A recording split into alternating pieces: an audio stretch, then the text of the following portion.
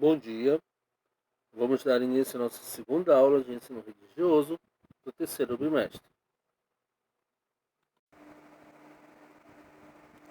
Sou o professor Leandro Garcia Neto. Como vocês já sabem, a minha disciplina é o ensino religioso.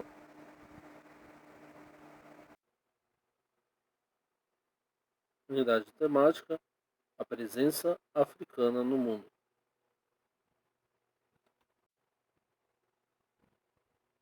Conteúdo: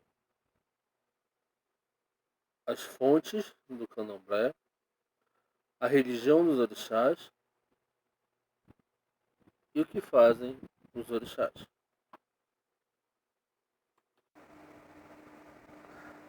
Habilidades: reconhecer o fenômeno religioso no humano, situado no tempo e espaço de uma cultura. Perceber a construção de sentidos no humano.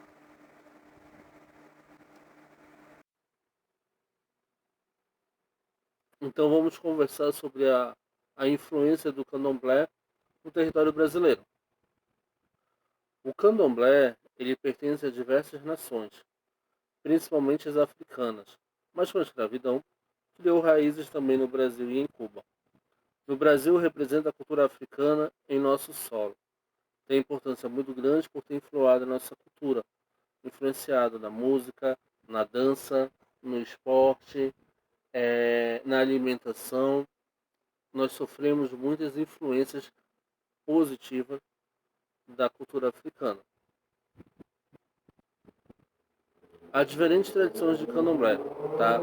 Nesse caso específico, a gente pode observar duas tradições: a tradição Nagô e a Urubá. Essas tradições, Nagô e Urubá, elas são as mais conhecidas no território brasileiro.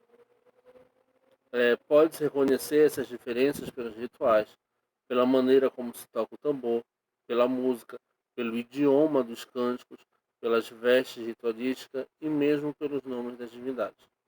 Vocês têm aí uma ilustração que representa um momento do ritual do candomblé, realizado nos terreiros.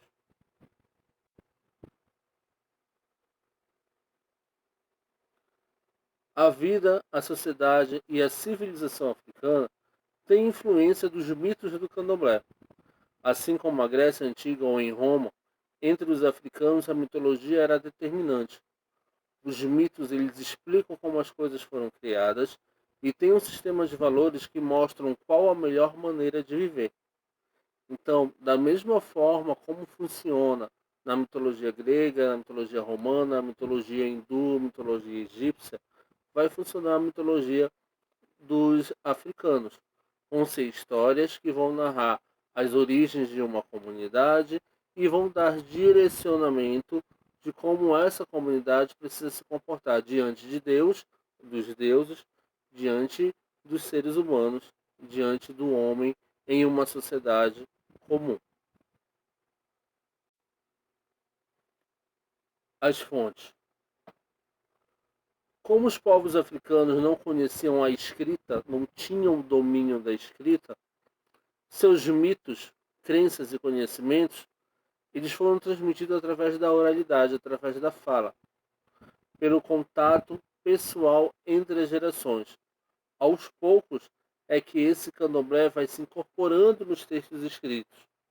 Foi no século XIX que os pesquisadores começaram a escrever sobre a visão religiosa africana. Atualmente existem vários livros, tá, sobre essa mitologia, sobre essa cultura e religiosidade, mas não é possível encontrar esses ensinamentos religiosos em um único livro, porque cada livro ele vai estar retratando um costume de um grupo, de uma tradição específica.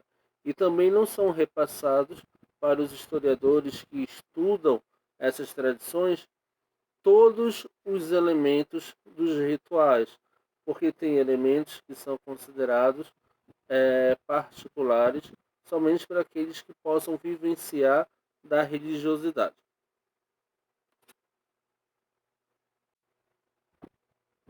Então nós estamos falando sobre a religião dos orixás. Na religião africana, os orixás são os deuses que comandam a vida e a natureza. O ser supremo é Olorum, o deus de todas as coisas. Segundo a tradição, Olorum incumbiu os orixás de criar e governar o mundo, deixando a cargo de um deles a responsabilidade de cuidar da natureza e dos seres humanos. Não havia uma separação entre céu, Orum, e terra, Aie, mas o homem sujou o céu e Olorum mandou separá-los. Vocês têm aqui nessas ilustrações alguns orixás, certo? Vocês vão observar Oxum, Yansan, Ogum, Xangô e também Exu, Oxalá, Oxóssi e Iemanjá. São alguns, tá, dos orixás da mitologia do candomblé. Os orixás, ele tem um papel muito importante no funcionamento das coisas do mundo. Há orixás que são responsáveis pela justiça, como Xangô, conta a lenda que durante um longo tempo ele foi o rei de uma das cidades mais importantes da África, chamada Oió. Na África, seu culto é difundido e no Brasil ele é patrono da religião dos orixás. A tecnologia, os metais e a guerra estão sob o comando do orixá Ogum. Antigamente, Ogum era o orixá da pesca, da raça e da agricultura. Desculpa, da caça e da agricultura. Exu, ele é o orixá mensageiro. Está presente em todos os cultos, pois é o encarregado de fazer a comunicação entre os orixás e os seres humanos. Lembra a função de Hermes entre os gregos antigos, tá? E assim nós vamos conhecendo com calma os orixás e suas funções.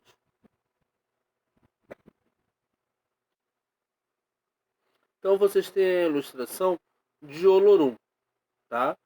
O amor de Deus é como o vento, o qual você não vê, mas sente e durará para sempre. Olorum, ele é, vamos dizer assim, o criador do universo. Segundo a mitologia Yorubá, em algumas religiões de matriz africana, dono do firmamento, Orum, ou criador do Orum e do Aie. Então a gente tem aqui uma figura de grande significado e importância para esta comunidade de orixás. Ele é como se fosse o Deus Supremo, tá? O Deus Todo-Poderoso da mitologia africana. É muito interessante vocês observarem como funciona essa tradição dos orixás, esses ensinamentos. A gente tem um ser criador, a partir deste ser, ele vai dar origem a outras divindades, a outros orixás que vão estar relacionados com os elementos da natureza. O candomblé, ele ensina que os homens e as mulheres descendem dos orixás, são descendentes dos orixás. Cada ser humano herda de seu orixá marcas, características, desejos e tendências. Os orixás lutam um contra os outros, defendem seus territórios e governos, ampliam seus domínios por meio da artimanha e da força. Sua vida se assemelha à dos seres humanos, sentem raiva e compaixão, guerreiam, sofrem, protegem os seres humanos, ficam apaixonados, alegres e tristes. É muito semelhante com os deuses gregos, com suas histórias e suas aventuras. Então a gente tem aqui mais uma tradição religiosa, tá? Para trabalharmos dentro do fenômeno religioso. O que é o fenômeno religioso? São as diversas formas de manifestações de religiosidade. Então, este é a nossa, no caso, segunda aula de ensino religioso com o segundo assunto. Vai estar disponível para vocês um exercício, tá bom? Na nossa plataforma sobre este assunto. Solicito que só façam o exercício depois de assistirem o vídeo ou lerem o conteúdo da apostila de vocês. Muito obrigado pela atenção. Agradeço a participação de todos.